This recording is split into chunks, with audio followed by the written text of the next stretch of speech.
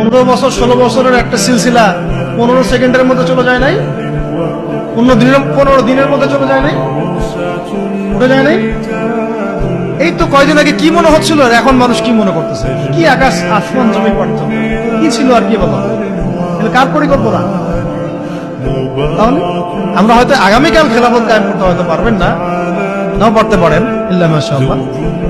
কিন্তু এই বিষয়গুলো যখন মানুষ জানবে, আলোচনা হবে, চর্চিত হবে, একদিন না একদিন তো হবে।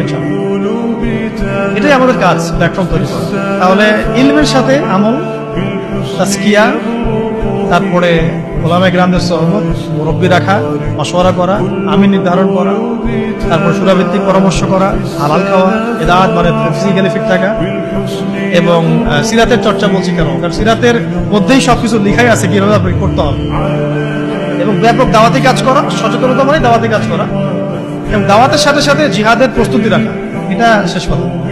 দাওয়াতের সাথে সাথে কি রাখা?